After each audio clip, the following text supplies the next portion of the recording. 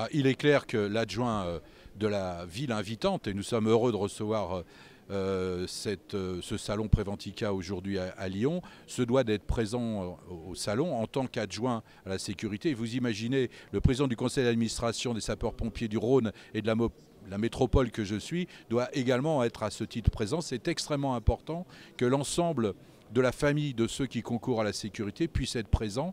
Je pense à la fois aux autorités publiques, puisque nous avons un stand du ministère de l'Intérieur avec la gendarmerie, la police nationale, mais aussi des stands d'opérateurs, des stands de fabricants, de diffuseurs. Je crois que c'est important que, de manière rituelle, l'ensemble de ceux qui concourent à la sécurité de notre pays puissent se voir. Les améliorations technologiques, les innovations étant importantes, c'est important d'être tous ensemble présents dans ce genre de salon.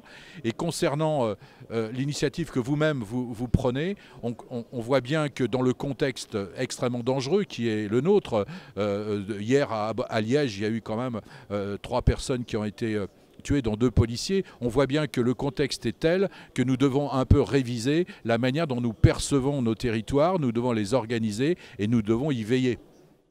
Bien écoutez, avec l'arrivée de Gérard Collomb à la tête de la ville de Lyon en 2001, nous avons tout à fait bercé dans ce concept-là. C'est-à-dire que ce qui est extrêmement important dans les territoires, c'est de veiller à construire des instruments et une pratique partenariale avec l'ensemble de ceux qui concourent à la sécurité du pays. Il est clair que ça doit être l'État, l'autorité de l'État, au travers du préfet et au travers de la police nationale, qui doivent donner le tempo. Mais il est clair aussi que moi, j'agis au nom de pouvoir de police du maire de Lyon, bien entendu. Nous devons être en coopération avec ces instances de l'État. Nous avons des services de surveillance vidéo, nous avons une police municipale importante, nous avons des services de prévention de la délinquance. Bref, tout le monde doit travailler en même temps. Je pense que si dans le pays, tout le monde, sur tous les territoires, il y avait une volonté de travail partenariat pour considérer globalement l'existence des territoires, y compris du point de vue de la sécurité, je pense que ça serait une belle avancée et que probablement ce qui est en train de s'initier, on le voit aujourd'hui par le ministère de l'Intérieur, mais aussi au niveau de certaines municipalités, ça va dans le bon sens et je pense que le fait que vous soyez vous aussi à l'origine de ce débat et que vous preniez conscience de ce genre de préoccupation est une aide absolument formidable pour nous. Ben, écoutez, d'une certaine façon, chaque jour, je passe mon temps à préparer, du point de vue de la sécurité, les événements à venir. Alors ces événements, soit ils sont récurrents, par exemple, nous sortons en ce moment de toutes les dernières réunions du défilé à la Biennale de la danse, nous sortons des dernières réunions de la fête de la musique, nous souhaitons que nous avons maintenu tous nos événements, c'est extrêmement important. On ne peut pas dire d'un côté nous luttons contre le terrorisme et de l'autre côté, par un espèce d'esprit vichiste comme on a pu voir, un certain nombre de municipalités ont décidé de ne plus faire de défilé du 14 juillet ou je ne sais trop quoi. Donc nous maintenons tous nos événements. Il y a des événements qui sont ritualisés tous les 2 ans ou tous les ans. Nous préparons déjà l'édition 2018 de la Fête des Lumières, hein, qui est quelque chose d'assez considérable. C'est 3 à 4 millions de personnes sur 3 à 4 jours. Donc c'est tout à fait important. Mais nous avons aussi avec les autorités de l'État, bien entendu. Et pour ceux, on a pratiquement, dans tous les cas, nous mettons en œuvre des plans hors sec qui nous permettent à la fois avec les services de sécurité et de secours, SAMU et bien entendu sapeurs-pompiers, nous permet de faire face aux dangers qui peuvent exister, notamment quand il s'agit d'accueillir des milliers de personnes.